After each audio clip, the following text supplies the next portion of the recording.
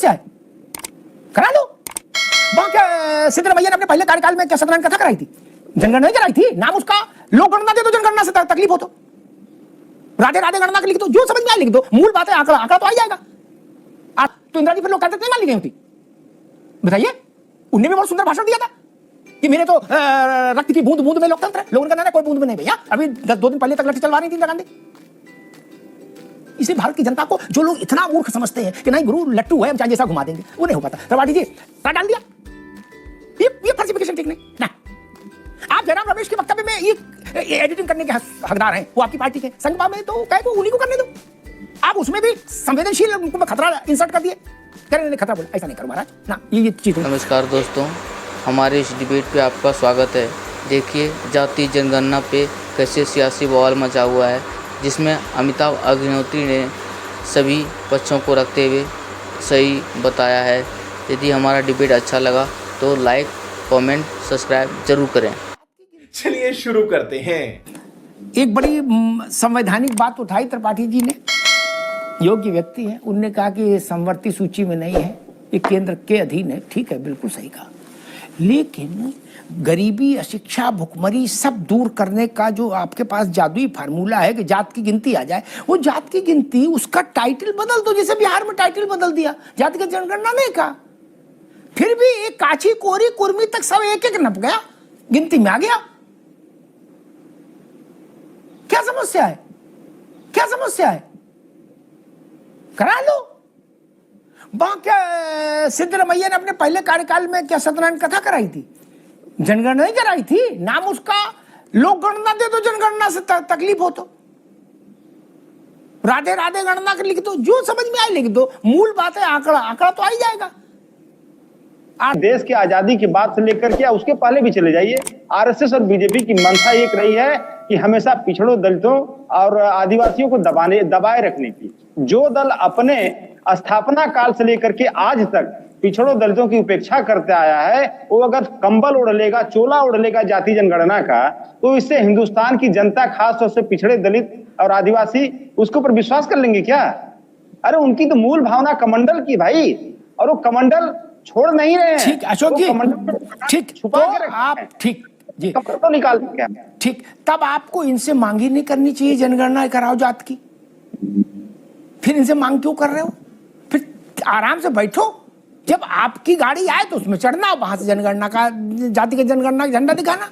नहीं, फिर इनसे क्यों मांग कर रहे जब आप सब जान ही रहे हो और करे ये कभी नहीं कर सकते, चोला और नहीं ओढ़ सकते। कृषि कानूनों पर क्या हुआ था? आप सब लोगों अचानक से किसानों के हमदर्द होके खड़े हुए थे। क्या परिणाम आया? सरकार ने तीनों कानून विड्रॉ कर लिए थे एक झटके में। ना आपको लाभ हुआ, ना कांग्रेस को लाभ हुआ। त्रिपाठी जी को याद होगा, उतने दिन की मेहनत भी बेकार गई। बोले यार धरने मूंगफली गजक भी भिजवाई थी और गद्दे भिजवाए थे, कुछ हुआ नहीं। क्या उम्मीदवार जीते नहीं? तो जो सत्ता में है अंतिम निर्णय वही करेगा ना मित्र। राज्यसभा और विधानसभा का देने वाली पार्टी कौन सी है? भारतीय जनता पार्टी है। तो हमेशा से हमने दलितों को, ओबीसी को आगे रखा है, लेकिन आरोप जो है ये लगा रहे हैं हमारे ऊपर कि हम उपेक्षा करते हैं। चूंकि इनको उपेक्षा का आरोप लगाना है, क्योंकि इनको परिवारवाद की राजनीति करनी है और परिवार से 5-5 सांसदों को जिता करके लोकसभा में भेजना है। दूसरी चीज मैं कहना चाहूंगा, अमिताभ जी 30 सेकंड लूंगा सिर्फ। त्रिपाठी जी अभी आरोप लगा रहे थे और कह रहे थे कि केंद्र के अधीन यह निर्णय आता है कि जातीय जनगणना कराना है कि नहीं कराना। बिल्कुल ये केंद्र के अधीन आता है और हम उस पर विचार भी कर रहे हैं और करेंगे कि कराना है कि नहीं कराना है। लेकिन आपकी सरकारें जहां पे हैं वहां पे जातीय सर्वेक्षण जिस प्रकार से बिहार में नीतीश बाबू ने कराया था, वहां पे भी आप जातीय सर्वेक्षण करा लीजिए ना, और जातीय सर्वेक्षण के आधार पे जो नीतियां लागू करिए, उनको रोजगार दीजिए, उनके शिक्षा के अवसर प्रदान करिए। किसने रोका है आपको? किसी ने रोका है क्या? और आप कहते हैं कि हमारी सरकार बनेगी तो हम जरूर जातीय जनगणना कराएंगे। अरे भैया, जातीय जनगणना आपने कराया था, 2011 में भी कराया था, तो आपने उसको क्यों नहीं आंकड़ों को लागू किया? क्योंकि आपने जातीय जनगणना क्षेत्रीय पार्टियों के दबाव में कराया था। और 2010 में एक कमेटी बनी थी प्रणब मुखर्जी के नेतृत्व में, और मंत्रियों का आईना दिखा रहा हूँ मैं, आईना दिखा रहा हूँ, आपकी जातीय जनगणना का ही आईना दिखा रहा हूँ।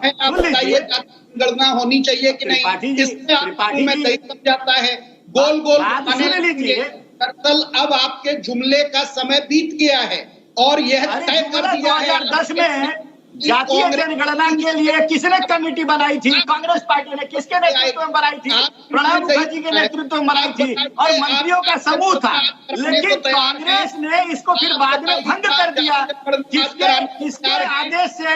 आपके आला कमान के आदेश से, श्रीमती सोनिया गांधी के आदेश से। 2014 में सरकार कमेटी 2010 में जब होनी थी, 2024 आ गया, जनगणना नहीं करा पा रहे हैं। आपको तो शर्म के नाम पर पैसा देते, लेकिन आपने आंकड़ों को कभी उजागर नहीं किया। क्यों नहीं किया आपने? उजागर बता दीजिए। ठीक, मैं दोनों को रोकूंगा, रत्नाकर भाई को भी, त्रिपाठी जी को भी, दोनों को रोकूंगा, डॉक्टर त्रिपाठी को भी, रत्नाकर भाई को। रुक जाइए सुजाता जी,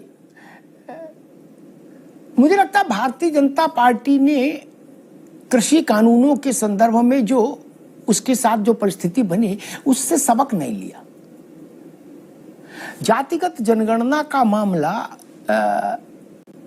भाजपा संग ना कहे तब भी जाति से ज्यादा संवेदनशील इस देश में कुछ नहीं है, इसीलिए तो आरक्षण संवेदनशील है।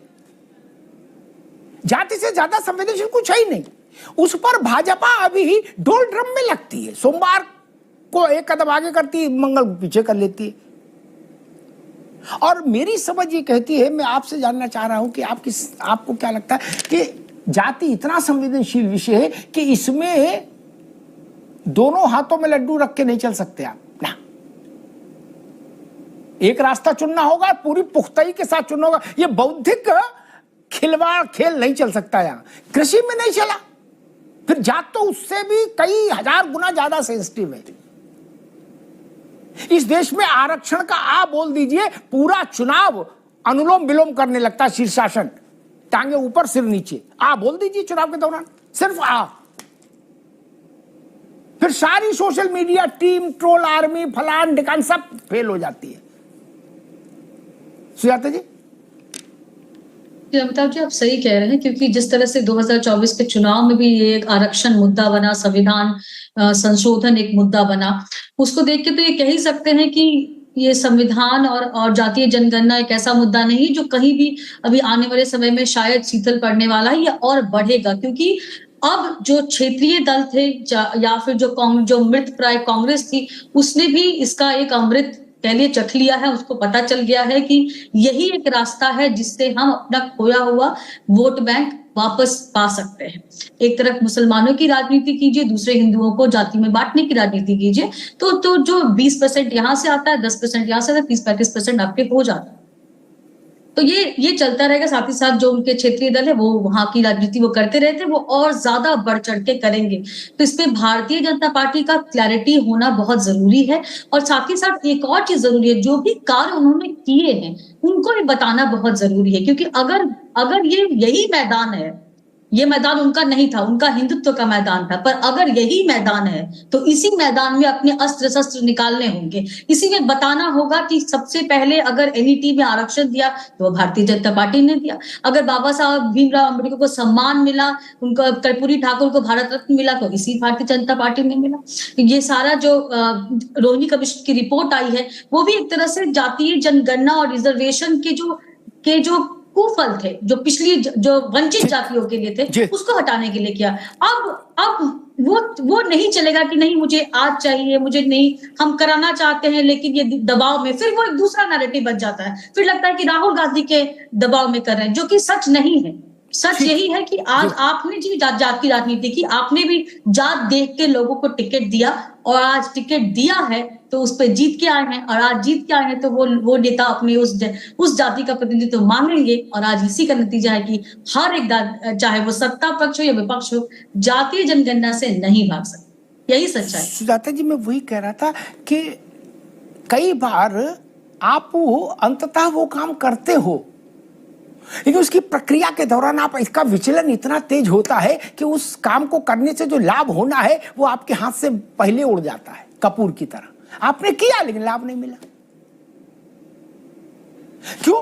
क्योंकि जो प्रभावित वर्ग है, हितधारक जो है, वो कहेगा नहीं भैया ये तो महीनों रार किए रहे क्या। नहीं, ये मन में सोचिए। आप मुंह से बोलेंगे कि समाज का विभाजन और समाज की टूट फूट और डिवाइड एंड रूल आदि आदि, तो ननको फिर मान ली सपा वो कांग्रेस ना भी बोले फिर भी ननको ही सवाल पूछेगा कि ना भैया इनके मन में कुछ चलता दूसरा रहा था तो मजबूरी में किए क्या। और मजबूरी में किए हुए काम का लाभ नहीं मिलता सुजाता जी राजनीति में। जैसे इसका एक इतना बड़ा उदाहरण देता हूं, हिमालय जितना बड़ा, क्या राजनीतिक अध्येताओं के लिए वो सबसे बड़ा उदाहरण होगा। इंदिरा गांधी ने, माफ करिएगा अशोक जी मुझे इंदिरा गांधी तक जाना पड़ेगा, उतना बड़ा उदाहरण कोई है नहीं आसपास में आप लोगों के पास। इंदिरा गांधी ने 2.5 बरस के भयंकर उत्पात और आतंक के बाद लोकतंत्र का चोला ओढ़ा और कहा चुनाव करा रहे हैं। क्या जनता ने माना उनको लोकतांत्रिक? माना? अम्मा बेटा दोनों हरा दिए, ध्वस्तीभूत हो गई सरकार। अगर इतना ही सरल होता तो इंदिरा जी फिर लोकतांत्रिक नहीं मान ली गई होती? बताइए। उनने भी बहुत सुंदर भाषण दिया था कि मेरे तो रक्त की बूंद बूंद में लोकतंत्र है। लोगों ने कहा ना कोई बूंद में नहीं भैया, अभी 2 दिन पहले तक लठ चलवा रही थी इंदिरा गांधी। इसलिए भारत की जनता को जो लोग इतना मूर्ख समझते हैं कि नहीं गुरु लट्टू है हम चाहे जैसा घुमा देंगे, वो नहीं हो पाता। त्रिपाठी जी आपके पीछे एक प्रश्न हमेशा घूमता रहेगा, जयराम रमेश कुछ कहे आप कुछ कहो। क्या जिन राज्यों में आपकी सरकार है वहां सर्वेक्षण के नाम से गिनती करा लो यार। क्या जनगणना पर रोक है ना कि वो लिखत पढ़त करोगे तो दरोगा जी आ जाएंगे, भाई ये कैसे कर रहे हो, मान लेते आपकी बात, सर्वेक्षण करा लो। लेकिन जो आपके पास वो अलाउद्दीन का चिराग है, जो यंत्र है पूरे गरीबी दूर करने का, मैं इससे व्यग्र हूं कि आप उस प्रदेश को ज्यादा दिनों तक गरीबी में क्यों रख रहे हैं? नहीं, अपने शासित राज्यों में तो गरीबी मुक्त कर दीजिए गणना करा के। त्रिपाठी जी अमिताभ, ये देवीलाल, ये मुलायम सिंह, ये शरद यादव, ये लालू प्रसाद यादव, ये नीतीश कुमार, ये सब लोग, मायावती, काशीराम, ये सब लोग कांग्रेस से दलित और पिछड़ों का जो मोह भंग हुआ उसी से उपजे ना। इसलिए कांग्रेस अभी मैं नहीं मानता कि दलितों और पिछड़ों की स्वाभाविक पार्टी हो गई, नहीं मैं ऐसा नहीं मानता। उत्तर प्रदेश में पिछड़ों को की गोलबंदी अखिलेश यादव के इर्द गिर्द हो सकती है, लेकिन वो प्रमोद तिवारी को और सलमान खुर्शीद को पिछड़ों का नेता नहीं मानेंगे ना। इसलिए कांग्रेस को अभी और कुर्बानियां देनी होंगी ये स्थापित करने के लिए कि नहीं अब हम बदल गए। वाणी नहीं, कर्म से बदलना होगा, कर्म से। वाणी से बदलना होता तो सभी लोग जो अच्छा बोलना जानते हैं वो सब बदल गए होते नहीं। दूसरी बात मैं भारतीय जनता पार्टी के लिए भी कहूंगा,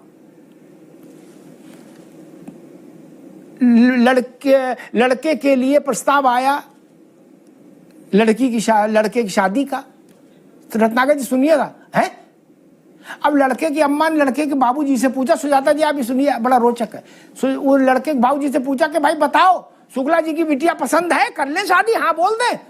बोले मेरा कोई विरोध नहीं है। वो कहे विरोध नहीं है, सीधे बोलो ना हाँ करें कि नहीं करें, नहीं बाद में हमारी जान खाओगे। बोले नहीं मेरा कोई विरोध नहीं, देख लो क्या अगर ठीक चले, सब घर मिल के चले भविष्य में तो देख लो, बाकी तो अब इस बात का क्या अर्थ निकालें। देश चाहता है ये कहिए कि शुक्ला जी की बिटिया से शादी करनी है कि नहीं करनी है। रत्नाकर जी समझ गए ना, ढेर बुद्धिमानी से आदमी थरूर हो सकता है, राजनेता नहीं हो सकता है, ध्यान रखिएगा। क्या